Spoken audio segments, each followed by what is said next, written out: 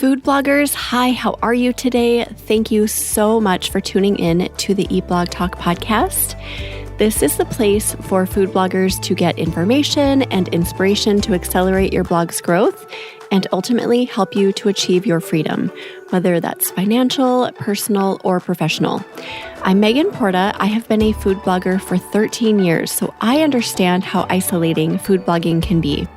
I'm on a mission to motivate, inspire, and most importantly, let each and every food blogger, including you, know that you are heard and supported. You are going to want to download our bonus supercut that gives you all the information you need to grow your Instagram account. Go to eatblogtalk.com/Insta growth to download today. As we launch into a new year, I think it is so incredibly important to discuss burnout. We don't want to get to the place where we are burned out in our businesses or in our lives. And as content creators and business owners, it is very likely that at some point you've either been there or will go there. I have an amazing conversation in this episode with Bjork Ostrom from Pinch of Yum and Food Blogger Pro. We talk about everything burnout, how to avoid it, how to define your purpose so that you have your sights on the things, the dreams, the desires that you want in your business and in your life. We talk about setting boundaries and how important that is. Also, how to implement effective systems in your business. This is a really simple process. You don't have to overthink this. There's so much more in the episode that is going to inspire you as we launch into 2025. I hope you love this episode. It is number 642. Food bloggers, imagine a retreat where learning, growth, and community come together, designed just for you. Join us at the Eat Blog Talk Spring 2025 retreat happening March 6th through 9th in Minneapolis. This intimate gathering is limited to just 10 spots, so you will enjoy a truly personalized experience. During 3 unforgettable days, you will be immersed in mastermind-style sessions, discussions that will prompt new revenue and traffic streams, and so many connection opportunities.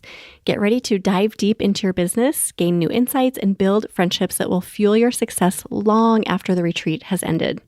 Plus, you will indulge in meals prepared by private chef Ryan from Cookery Amendola, sharing truly unforgettable experiences around the table.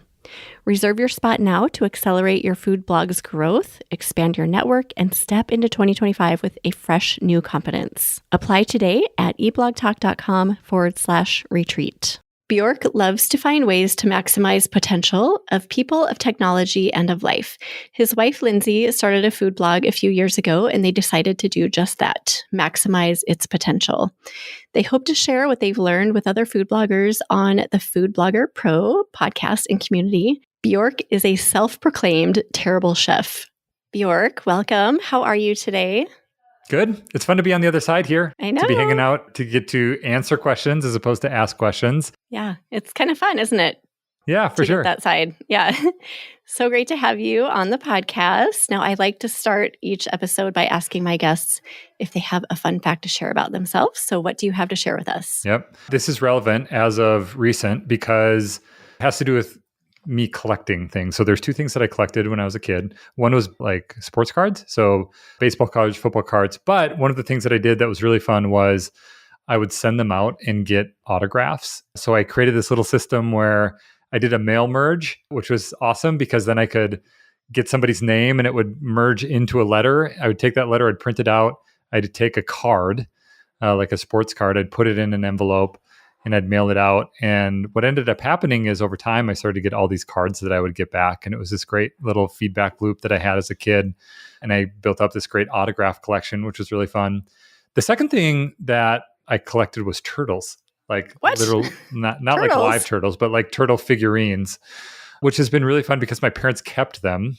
God bless them. They kept these turtles. And then now our girls who are 4 and 6 have just like loved playing with them. So they've had this second life. They've been stored away for decades and now they're coming out and having a second life. So yeah, I've always been somebody who kind of, once I have a thing that I'm interested in, I kind of go deep, and cards and turtles were the 2 things that I was really interested in as a kid. I love it. So is there a meaning behind the turtle? Is it just something that No, happened? zero. I mean, Okay. just other than like, was a fan of animals. Like, and Yeah. our oldest, Solvi, she's 6, is also that, like, which is fun to see. So always was fascinated by animals and liked animals. And we did have a stretch where we had like pet turtles. We like in our house right now, we have a pet frog named Rice, Oh. tree frog. So, and that was like our daughter Solvi was like, hey, that would be so fun to have a pet frog. So, yeah, zero like Mhm. meaning or, there's nothing in my life where it's like, oh my gosh, I had this moment and I saw the light and I was standing next to a turtle and therefore I have this affinity to turtles. It's just for whatever reason. That's Just what fell I into your got lap. into. The turtle fell Yeah, into your lap. totally. I love it. Okay, well, I would love for you, Bjork, to talk just a little bit about Pinch of Yum and Food Blogger Pro in case anybody listening is not filled in yet. Give us the Sure. scoop on those. Yep. So Pinch of Yum is a food and recipe website or brand, I guess, more holistically, in that primarily we think of it as a website as people go there, they get recipe content, they make recipes. Those 99% of those on the site were my wife, Lindsay. Pinch of Yum is kind of synonymous with Lindsay. I help with some of the like mechanics of keeping that business going. I do a podcast kind of similar to this where I have conversations with experts. Part of that is information gathering. And so it's me learning. We take those ideas, we apply them. I'm learning in other places. Foundational like business best practices. How do we keep these businesses running well in order to Lindsay create well?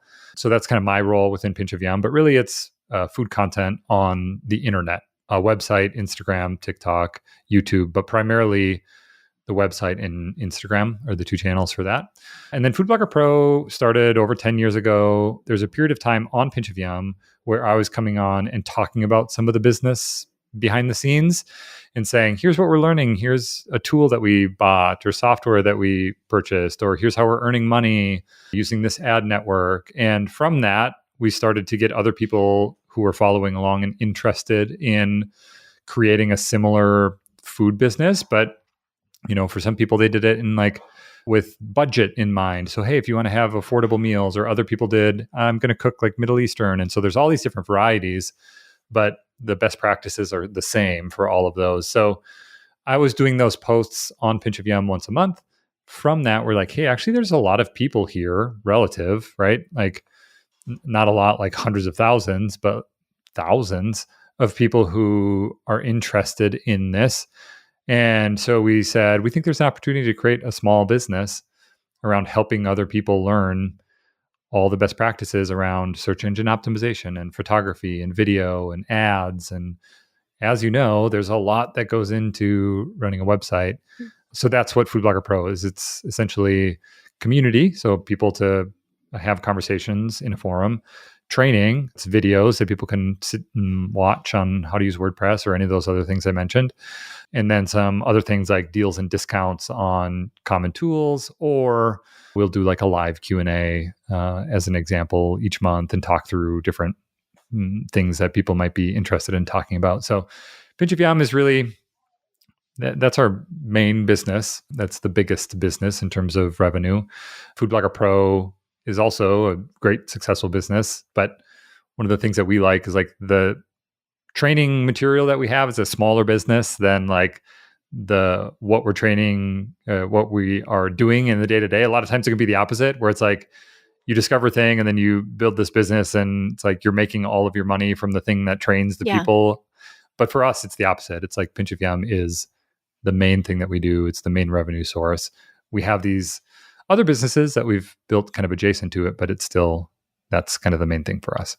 Yeah. You do so much to help food bloggers. I know through Food Blogger Pro, through the podcast and your community. So thank you for all that you do. Yeah. Oh, and you too. Yeah. It's like, it's great to be able to have resources for people to learn. It didn't exist 10 years ago, 12 years ago.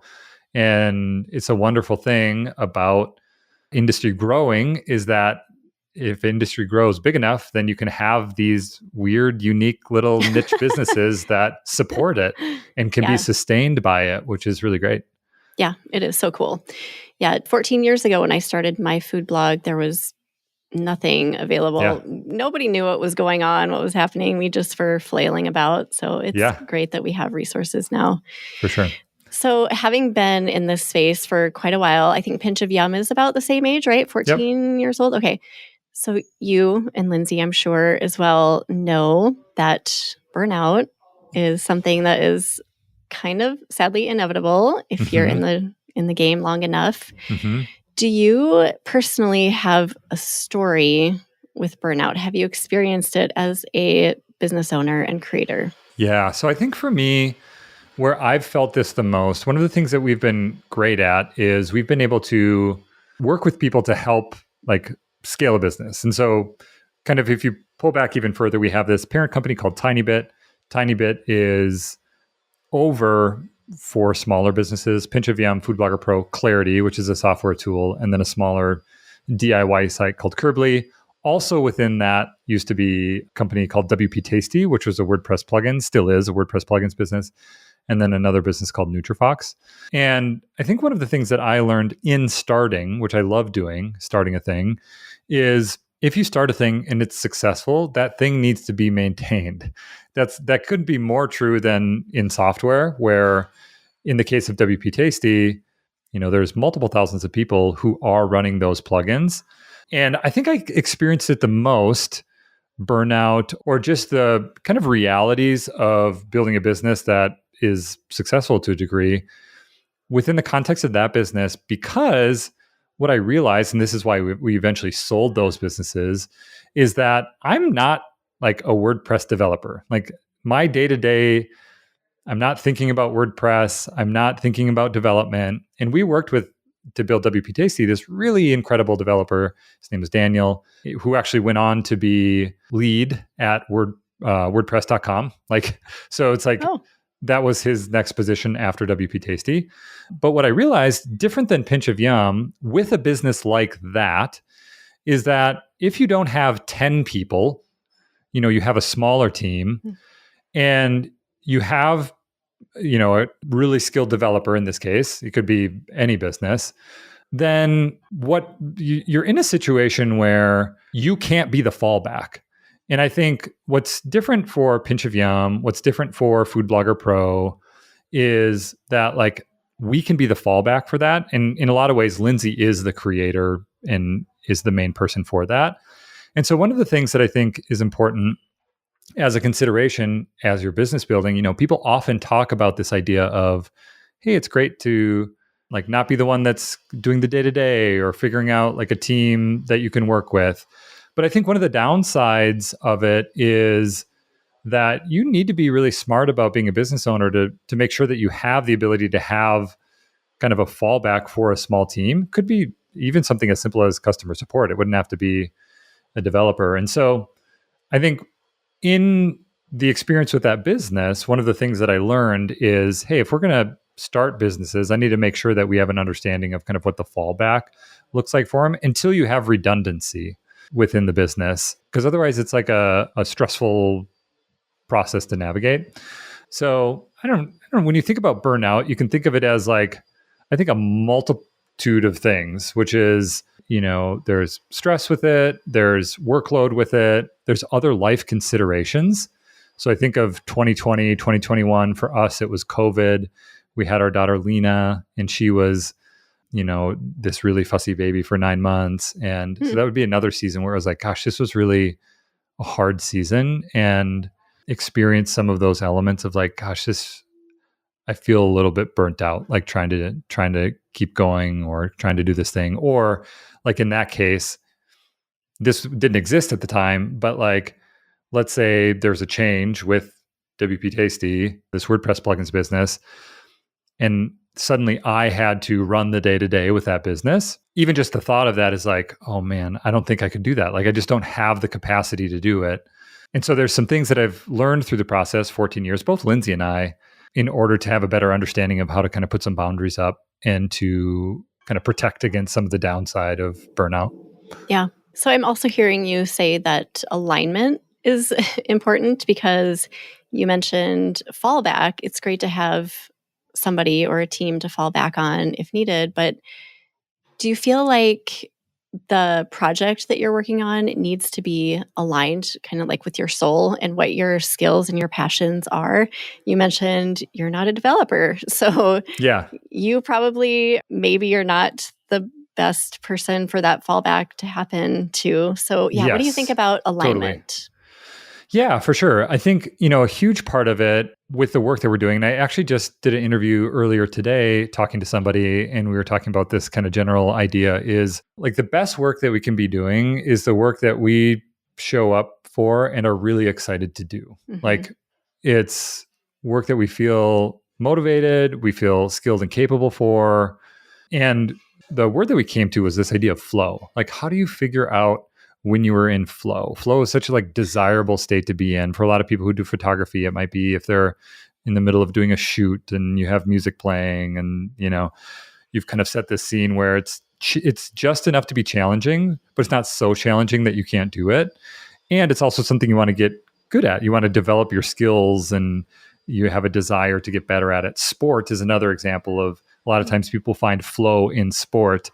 But if you can find flow in something that you do for work, that can be a really incredible thing. And I think a component of that is, you call it alignment. I think you could also call it purpose. Like if you have a deeper purpose for what you're doing and you can get into this flow state, that can be really powerful. An example might be you're doing a series on a recipe series. Lindsay did this. She called it the SOS series. And it was kind of came out of COVID and this idea of, hey, if you want to figure out how to still put a homemade meal on the table, but you feel really stretched for time, what does that look like? And I think flow for Lindsay in that case is like, she loves recipe development. She also loves thinking about, creating something that is doable for people, like that's easy enough, but also tastes really good. And then packaging all of that up and almost like presenting and marketing that to people. And that feels like a really big unlock if you can get to the point where you can discover that type of work, that flow state work that also has a purpose behind it. Because hey, not only is this going to go into the world and, hopefully people are going to see it, but it's going to make somebody's life better in a way that you hope to be creating work in the world. Yeah. I think most food bloggers and content creators want that. They want to find purpose. But in this landscape where things are a little bit chaotic, how do you recommend that people go about finding purpose if they don't feel like they've done so yet? Yeah. I think sometimes people start with tactics or platforms, or they start with what they think is the end point of where they want to be. Hey, I want to work from home and love the idea of, I also like food. And so I'm going to start a blog because I know that I might be able to make money from that. And I think a better place to start from is to think about what is the canvas you want to create on and what is the picture that you want to paint.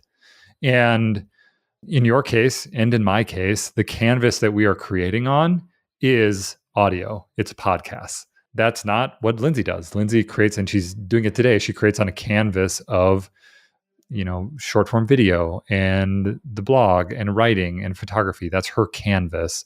And so starting by thinking about what is the canvas and then what is the picture that you want to paint. And for me, the picture that I want to paint is, you can do this. You can be a successful business person. You can do a hard thing if you break it down into little chunks and work on it every day. That's the general sentiment of what I'm trying to do and the canvas that I'm trying to do it on. And if you start with that, what happens is you'll have a clear picture of what work looks like. I think it's still great to think about, what does it look like to create revenue within that? Simon Sinek talks about this idea of, you want to get from point A to point B. You want to accomplish a thing. You want to have a purpose, a mission, and you need a vehicle to do that, to get from point A to point B. But in order to get there, you need gas, and gas, unless it's an electric car, but we'll just say it's gas. Gas is revenue. Like within the business, if you have a purpose and you have a mission, whether it's a nonprofit or for profit, you need revenue in order to move the thing forward. You need gas. But the point isn't just to like accumulate a bunch of gas and have a gas storage and just have a bunch of that. It's to use that to advance the vehicle. And so I think having a purpose, having a mission, having a hope for why you are creating content in the world is an important motivator. And it helps avoid burnout because there's purpose behind it. And I think when you have purpose, it creates a different dynamic with your work versus just doing it to do it. How do you keep your personal purpose at the forefront during hard times? Yeah, I think there's multiple considerations that we have. One of them is like outside of the context of business. It's just like as an example for our family, like, hey, we're going to this week as an example, we're recording this in a week where we're going to go in for some Christmas stuff for our daughter's kindergarten class. Like that's going to be a priority over some of the other things that I could be doing this week, but it's just what we do. It's what I'm going to prioritize. So I think that's a piece of it, is understanding like outside of your work purpose, what are the other purposes you have? And then I think there's something to be said about micro alignment. And it's not necessarily going off, and sometimes maybe it's this, going off into the woods and, journaling for 2 days on what your purpose and your mission and your hopes and dreams are. I think, there is value in that, but I don't think it has to be that. I think there can be reflections at the end of the day around, hey, what felt good about this day? What did I feel like was most meaningful from my day? And making those micro adjustments. I think for both Lindsay and I, we've done that. And you need to do it because things change. Like what our life looks like now is very different than what it looked like 14 years ago. And if we were still operating in the exact same way that we did 14 years ago, it would be a huge issue. Like there's just no way we could do it. But you have to make these small micro adjustments along the way. An example for me is I've realized that as our work has shifted and things have shifted for me, like I just have less time to be in my email and respond to email and do thorough follow-up. And so one of the evolutions that I had, one of the micro changes that I've had that I've never done before that I'm now doing is in my calendar, and I have it pulled up next to me. I have on Mondays and on Fridays from 9 to 5, it just says focus. And that's recurring forever. Part of that is just a reminder to myself to, as much as possible, avoid scheduling in those time blocks, not so I can take the day off, but so I can focus, so I can get stuff done. Because I know coming into the week, I'm going to feel more restored if I feel like I'm caught up on Tuesday, Wednesday, Thursday. And coming out of the week, I know that I'm going to feel more restored if I am able to get through what I need to get through. And so I think it's a lot of self-reflection around, hey, I have a feeling. Why am I feeling this feeling? And what is the small change that I can make to fix this problem forever? You don't always fix it forever, but what is the one change I can make that's probably going to help this or improve this? And to be aware of how we're feeling and make those changes along the way, I think can go a long way. I love your example of just sitting down at the end of the day and doing a reflection. I think even the positive things that come from that, like you said, what felt good today? And just noting that and then trying to repeat that. If something didn't feel good, then one step at a time, right? Let's try to refine this and get better over time. And it's never done. It's not like there's an end to this journey. This is ongoing. It's a practice. And I think it's a never-ending practice. And I think one thing that's important is to remind people to give yourself grace. It's the goal isn't to avoid that feeling and to never feel the feeling of stress or overwhelm or, burnout. We don't want that, but we will feel that. The goal is to know how to respond to it when you do come up against it. And as much as possible, catch it as early as possible and to get good, like at developing the skill of being aware of that and changing based on how you are feeling. But yeah, I think sometimes we're too hard on ourselves and we think we like, I need to be better at this. I need to get there faster. And if you're in a new season of starting to experience this, be gentle with yourself and know that it takes time to develop the skill of responding to kind of your state of being and making adjustments around it. You mentioned your Mondays and Fridays focus time. I love that. And I see that as a boundary that you've set. So you're telling other people, people that you serve in your community, also your family and also yourself, that this is your time. That's a boundary. What are your thoughts on like how important are boundaries for people in the food content creation space? Yeah. I think it really depends on who you are and how you operate. And I think sometimes what can happen is you can hear people, they give advice. Here's what I do. Like, in my case, I take Mondays off and I take not off, but I block Mondays off. I block Fridays off as much as possible in order for that to be heads down, focus time. That's been a really good thing.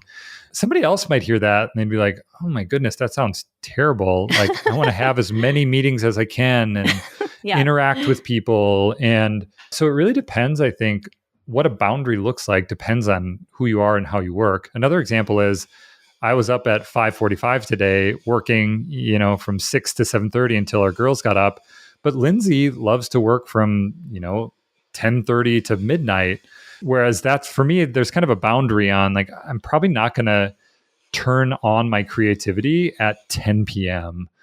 Whereas for her, it's like, oh, that's a really good stretch. And so I think it's understanding how you work, when you work best, understanding it's a lot of it is like, what's the game that you're playing, and defining how you keep track of the score, defining what the rules are for that. And the nice thing is we get to do it. There are literally no rules, right? Like I've been thinking of this idea that everything is made up. Like money's made up. Like the rules that we operate under in government are made up. And it doesn't mean it should be ignored. It doesn't mean we should break the law.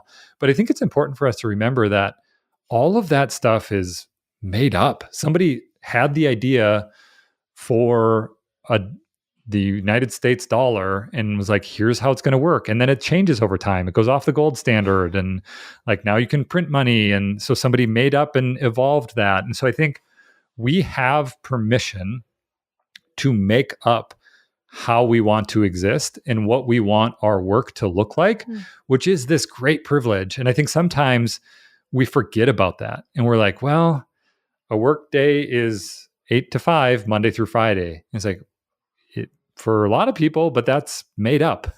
Like it's something that somebody has created and said exists in the world. And so for us as entrepreneurs, as people, really, it's not, maybe you have a W-2 job. I think it's a good reminder for us to say, like, if everything is made up, then what do we want to create as our own thing to make? Yeah. Design your life, right? You can design, especially as an entrepreneur, you really can design your entire situation, whether it's your week, your month, your year, it's all up to you. Do you set boundaries around technology, screen time, social media, things like that? I don't. I just installed Instagram on my phone for the first time really ever. So that's like going backwards. Yeah. But I don't really use it for work. Like we'll post stuff to Instagram, but like, Lindsay uses it in a different way. It's a tool. For me, it's mostly like consumption. Not really. No. Like we had this stretch where like we had phone holders in our garage and we're like, we're going to put our phones in the garage. And it's like, you do it for a week and then suddenly you have your phones in. I wear an Apple Watch. So like I'll get notifications. And if we're sitting down at the dinner table, I'll be like, oh, I just need to like turn these off. I'll work on my computer and like our daughter will get up and she'll color and I'll still be working on my computer. So not really. And I think we'd probably be better if we did, but we just don't. Yeah. Yeah. And I think some people need tech boundaries more than others too, right? Like some people really struggle with that just needing the mindless scroll and, I don't know, constant online chatter. But some people don't struggle as much. It's really hard. I think that it's hard because it's not binary. It's not good or bad. Like in a case where, let's say, we put all of our tech away, there's some really rich, fun conversations that Lindsay and I have in groups that were like message groups that we're a part of. And let's say we didn't have our phones at night and that was just like a clear boundary.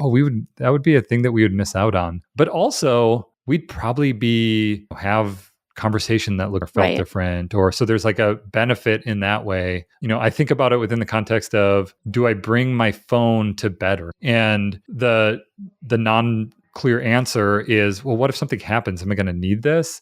And that's the story I tell myself. But I think the downside is like, but what if I get like half an hour to 45 minutes less of sleep every night for the next decade? That's probably the bigger risk than something happening in the middle of the night and me needing my phone. So it's a complex thing to navigate. And I think personally I could do better at it. And it's one of the things that like I'm constantly thinking about. What is the role of technology, especially as it relates to our kids? Like, yes, I know. I just don't ever want to have them remember me being distracted. And I think to some degree, they probably will, unless I get better at literally just not having my phone. Because I can tell myself, I'm going to put this away and I'm not going to be distracted by it.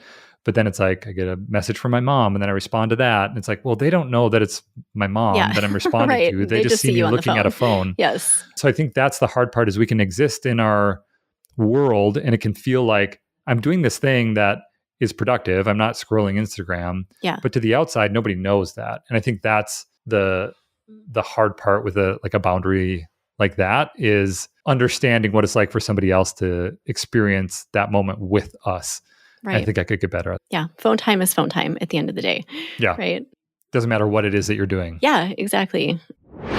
Hey, food bloggers. Are you looking for new ways to monetize your site, grow your audience, and prepare your business for the future? If so, you should get to know Raptive. As you might know, I have been with Raptive for at least 7 years, and I continue to believe they are the best partners for premium food creators. Ranked the #1 food property by ComScore, Raptive is home to more than 1,500 premium food creators. The reason so many creators choose Raptive is because of their industry-leading RPMs and investments in our future. Raptive is much more than an ad management platform. They are strategic partners focused on helping creators grow their unique businesses and maximize earnings. From SEO to AI to future-proofing and revenue-generating strategies, Raptive has creators covered. Interested in learning more about Raptive's 15% minimum RPM lift guarantee on top of your year-over-year growth? What they're doing to protect and empower creators from the threats posed by AI, including the creator-led Keep It Real initiative to preserve authentic content? Or maybe you'd just like to hear how other food creators, not just me, are benefiting from Raptive's support. Go to raptive.com/eatblogtalk to learn more or to schedule a call with their team. We will also be hosting a Raptive executive on one of the upcoming podcast episodes. So if there's anything you would like to learn more about, please let me know. Again, go to raptive.com/eatblogtalk to learn more or to schedule a call with their team. Do you have any specific tools or systems you have in place in your life or business that really help you to avoid burnout? Yeah. I think where you store things is really important. I'll give you an example. Throughout any day, I feel like I probably accumulate 10 to 30 tasks, things to do, things that have to, and that could exist. So we have commercial real estate, like we operate in a building that we own. There's other tenants in it. Like today they were cutting trees and there's like a literal like toilet that needs to get fixed last week. So the very typical commercial real estate stuff. So there's that. There's home stuff. Like we have somebody who's doing stuff at our home. We have all these projects that we do. So that's happening today. We have our businesses. So we have these multiple businesses that exist and there's always something that needs to happen. So David Allen says this. He wrote the book, Getting Things Done, did an interview with him years ago. And one of the things that I love about what he says is the brain is like a really terrible place to store things, but it's a really great place to come up with creative ideas and to problem solve. So it's not a great file cabinet, but it is a great paintbrush or canvas, to use that word again. So for me, a lot of it is like, what is my system or process for storing it? And I was just talking about this with Lindsay, and she's like, she didn't know this was something that I did. She's like, oh, that's fascinating. One way that I do that is, so I have my phone. My phone it's an iPhone, and it has iCloud Drive, which means that I have access to my documents folder and my desktop. And so oftentimes there'll be something that's happening on my phone that results in a task or to do, or even on my desktop, like my computer desktop. And one of the processes that I have is I'm screenshotting and saving to my desktop all throughout the day. And so I'll end the day with maybe 12, 14, 20 different screenshots, scans, things like that. They all go onto my desktop. And then every morning I have a morning routine that has multiple different steps that I follow, of which one is organized desktop. And from that, take another David Allen nugget, which is if something takes less than 5 minutes, do it right away when you come up against the task. And so I would say half of those things on my desktop take 5 minutes. So I go ahead, I take care of those. I send a message, I ask a question, I clear a task. I delete the screenshot I put. The other half, 25%, whatever it might be, are probably projects. And so then I take those and then I use things personally, which is it's by Culture Code, which is based on the Getting Things Done methodology with David Allen. And then from that, I'll create a little task that I then have available in things. So it moves off of my desktop into things, or it goes into Asana, which is what we use with our team. And so that as a little example of a system or process that helps protect my brain space around feeling like there's all this stuff going on and what am I going to do and how am I going to prioritize it? And it creates a repeatable process that I know, hey, if I need to remember to call my mom back about if she's going to stay overnight or not tonight in order to be here so we can take our daughter in tomorrow to the doctor appointment, that I know that there'll be something there that catches it. And then one of the other pieces with the morning routine that I do is I prioritize the day. So I stack the day and I say, okay, what are the most important things that I want to get through today based on all of these different projects and tasks? And then there's some version of almost like you can kind of get into, for me at least, this meditative state around okay, now I have this list based on the things that I feel like are most important and I work through those. There will always be something that's broken, something that has to happen, an opportunity that I could move forward on. That will never not exist. And I think part of it for me is also then accepting that I'm going to, for the rest of my life, live in a state of being where I'm never done with anything. Nothing is ever done and nothing is ever perfect. And that's just the way that I'm existing in the world. And I've come to accept that. And so then I'm deciding, how am I working within the time that I'm working? Okay, I prioritize a list. I work through that. These are the things that I consider to be most important. And then when do I say I'm done and draw a line? And that's when I'm done. And for me, it's if it's a normal day, it's 5 o'clock. One of my things of my morning process is it's called closeout reminder.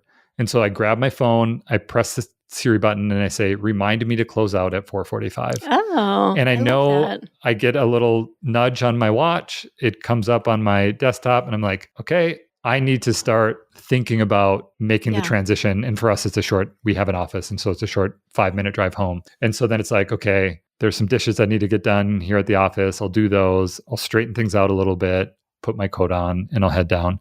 And so all of that has come from those micro adjustments along the way that we talked about before, which is gosh, it doesn't feel good to get home after I said I would. So what do I need to do in order to keep that from ever happening again? I need to set a reminder to myself to do that. And then it was well, actually today I had to be home at 4 because Lindsay had an appointment. And so what do I do in order to make sure that each day I know when I'm supposed to be home? Well, in the morning, I need to look at my calendar and see when I need to leave. And so then in my morning routine, you see that has to happen in order for me to know later on when I'm going to leave. And so all of that to say, I think creating those processes and those systems allows me to sit with the reality of never being able to accomplish anything, but also then knowing what it is that I need to do and what my focus is. The acceptance of imperfection is huge. I hear so many people in the food blogging space just so upset because they're not perfect. They can't get it right. And then I feel like it's so easy to throw in the towel and just, this isn't working. I don't know where to go from here. So that acceptance is, I think, the most important step in getting those effective systems in place and setting boundaries and defining your purpose and doing all of the stuff we're talking about. It is never going to be perfect. Yeah, totally. Yeah. Okay. I love this concept that you have in your notes, which is recognizing the power of enough. I love this. I want you to talk about this a little bit. Yeah. I think that we have to define what enough is, because if we don't, we're never going to get there. If we let somebody else define it, if we look at what somebody else is doing, there's always going to be somebody who's a step above us and also a step behind us, in whatever way you want to look at that. It could be followers, money, it could be how successful your relationship is with your spouse and what that looks like. There's always going to be something that we could look at and say, I wish I'd be there. I wish I could be a little bit more of that. But I think this goes back to defining the game that you're playing. I think if we say, here's what enough looks like for us, then we are able to say, I'm going to work until that point. And then what else do I want to do? We could say an example might be, we want to build a business and get it up to the point where we're earning $100,000. That would be really awesome. That for me, let's say it's a revenue consideration, is enough. Then what? And it's well, actually, it'd be really cool to spend more time with my kids. It would be really cool to, prioritize health and fitness 2 hours a day. It would be, great to start a nonprofit. But when we are setting out to do work, to build a business, to create a thing in the world, to have some understanding of what our goal is within that, and it's going to be different for everybody. But if we don't do that, I think what can happen is we can get in this spiral of just continuing to try and get more page views, more money, more followers, more accolades, more praise and adoration. But if you set that upper boundary, and again, it's going to look different for everybody, and it doesn't have to just be a revenue upper boundary. It might be I want to grow 10% a year, and that's good to me. Or Lindsay did this with sponsored content. She's like, I want to earn X amount in a year. Once I get to that point, I'm going to scale back. And I think what it does is it gives us permission to remove some of our identity from the thing that we're doing and growing that thing, and that thing being more, and kind of almost like the dopamine cycle of more is better. This month was better than last month. That's a good thing. Then if it goes down, that's a bad thing. And disconnecting from that a little bit and saying actually, this is what enough looks like. I'm going to be good with that. And then I'm going to shift my focus to other places once I have what I consider to be enough. Then it's never enough, right? If you don't set those limits for yourself, then it's this endless game of just chasing, like you said, more revenue, more followers, fill in the blank. And that is not a good feeling to have. Yeah, right. You're never getting there. So do you recommend, so you used revenue as an example, setting one metric, and then how do you determine where to go next? So I can see food bloggers setting the 100K goal, but then how do they know what's after that? Yeah, I think people know. If you step back and you think what is it that I need? Where is my biggest deficit? I think generally people know what that is. And this is broad. This isn't within the business.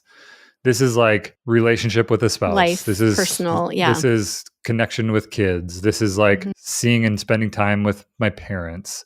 It's, prioritizing health and fitness. Or, it might be that to use a revenue example, it doesn't have to be that, but you get to that point and you look around and say I feel pretty good. I feel things are holistically healthy. What does it look like to maintain that and then kind of go for to stretch a little bit further? But I think that the thing to avoid is to get swallowed up. I think that's what the hope in this idea of enough is, because I think what can happen is this, it can become addictive. But it's a weird type of addiction because it's a generally praised addiction, which is you are successful, you have followers, people like what you're doing, you're making money, you're building a successful business. All of those things are great, but I think they can also be addicting in that we think about them all the time. We spend most of our time doing them, and there's this quote that I came across the other day that I've personally been thinking a lot about, which is, I think it said a man, but you could say a person. A person is what he thinks about all day. And it's like, oh, interesting. Like, what do I think about all day? Yeah. And Let's evaluate that. Yep. what do I want to be? Uh-huh. What's my desirable state of, like, what do I think about all day? Because I think, again, it can be the kind of thing where we are in these groups and we're listening to podcasts, and which, again, it's all good things, but it can become kind of the only thing or a major thing that we think about. Yeah. Do you find that going on vacation or taking downtime is hard as far as turning it off? Because I can so relate to what you're saying. I think about work a lot. I mean, it's most of what goes on in my brain. So when I do take downtime, which I very much look forward to, I find that it's really hard to disengage, and that makes me frustrated. It's like the cycle of, why am I doing this? I'm here with my family. I need to disengage, and it just gets so hard to do that. Do you feel that too? Yeah. I mean, I think I'm how would I say this?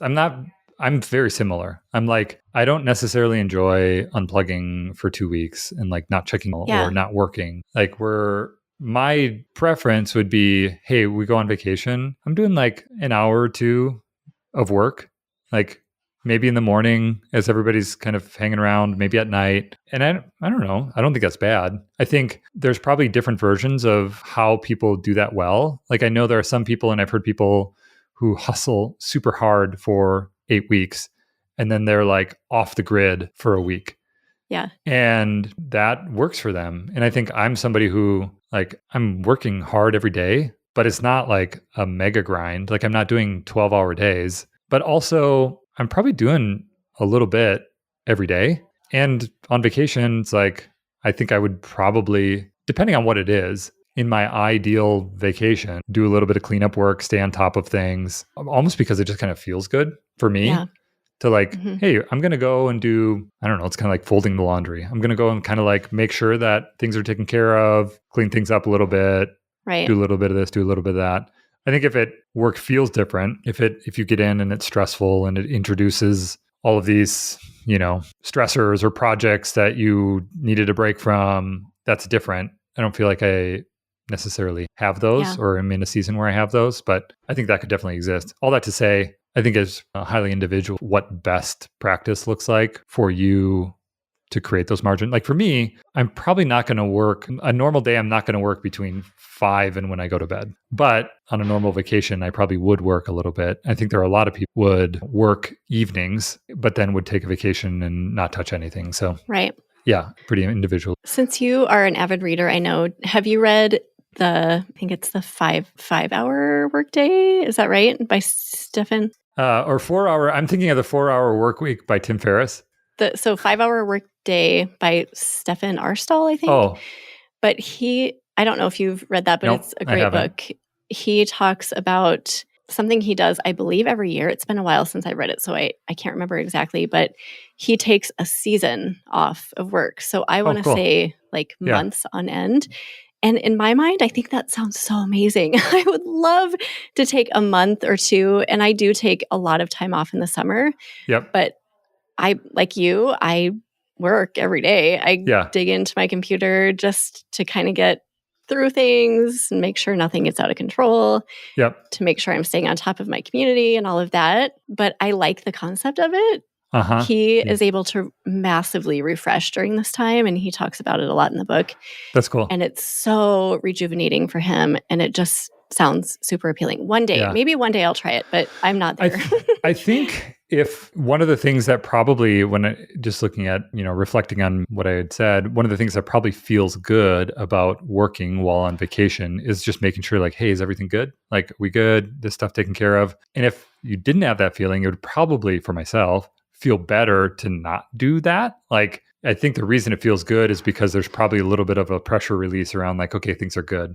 Yeah, but exactly. I contrast that with a very different business that we do, which is commercial real estate. And that is very different. Like, it doesn't require me actively. I think I could be gone for a month or even a year, probably, if I just tweaked a few different things within that business. and they could continue to run and be successful. And so part of it is just what type of business are you building? And is it one that is on the spectrum of really easy to really difficult to have it be managed by team or self-managed or whatever that looks like? Where is that? And for you and I, for Lindsay, for anybody listening to this podcast, to have a personality-centric business, it's got on the spectrum, it's going to be harder to unplug from that versus retail building with an Edward Jones and a pizza shop and a fitness center. Like that's going to feel very different. So part of it is, I think, just the nature of the businesses that we're in. Yeah, that makes sense. And then kind of along those lines, just taking care of yourself. Do you think that falls into the scope of preventing burnout? Self-care. Self-care for sure. And here's why, I think you can get a little bit eye rolly with self-care of like, okay, like how is that practical? How does that actually help? How is it tactical? I think at its core, what we do, like what you and I are doing right, and what anybody's doing who's listening to this is like you and I are sitting at a computer and we are relaying information with our brains. Like that is the tool that we are using, is our brain. We'll wrap up this call. The files will upload. I'll pull up my email is what I'm going to do after this. And it's just my brain. Like it's just my brain thinking about stuff and responding to stuff. And then I have one more call today and I'm not going to move. I'm going to be in the same chair. It's just going to be my brain thinking and interacting. And it's different than 50 years ago where you'd show up and like the value that a lot of us would have been creating is in the effort that we do. It's a manufacturing line. It's, working the fields in a farm. Not that all jobs were like that 50 years ago, but for what we do, it's creative work and it's knowledge. And what we use for that is our brain and our mind. And our brain and our mind, like the brain is the mind and the brain is a thing and our body is a thing. And we need to, if that is suboptimal, it's like a suboptimal tool. It's like a hammer that's a little bit crooked and you're trying to build a house, or, tape that isn't quite sticky when you're trying to package the package. And so I think the point in that is, if we are doing knowledge work and we are creating things in the world, the way that we do that is with our brain. The brain is the mind. How do we have the highest chance of success? That tool has to be really healthy. And what does that mean? I think we all know what it is. It's like lower amounts of stress, higher amounts of sleep. It's social connection. It's like loving relationships. It's other things that, again, it comes down to individual prioritization. For some people, it's extended times alone. For other people, it's extended times with groups of people. Mm-hmm. And so understanding what you at your best looks like and building your days, your weeks, your months, your life towards that version of yourself, not because you're selfish, but because that's going to allow you to create the greatest things and that's what we're all trying to do, is create really great things that impact other people, that make a difference. And so I think prioritizing taking care of the thing that is most important to us, which is our brain, our body, is going to result in better work. Beautifully said, and perfect way to end. Thank you, Bjork. And is there anything that we missed that you feel is really important on this topic before we say goodbye? One of the things I always talk about, alluded to a little bit, it's the name of the parent company, is this idea of showing up every day and getting a tiny bit better. And I think that's the thing I would want to leave people with is, if you're feeling overwhelmed, if you're feeling like there's an endless list of things to do, number one, you're not alone. It's this universal truth that like we all have a never-ending list of things we could be doing, should be doing. But the goal is to show up and say, back to that first point, like, what am I marching towards? What's the purpose in the work that I'm doing? And how do I get a tiny bit better? And it's incremental. It's tiny bits of percentages over 10 years, 20 years, 30 years. And I think if we reduce the pressure and the urgency around getting somewhere and increase the focus on like what's the small thing that I can do today, then we can continue to show up for a long period of time. And I think that's really what it's all about. It's like, we say this all the time, but like people overestimate what they can do in a year and underestimate what they can do in a decade.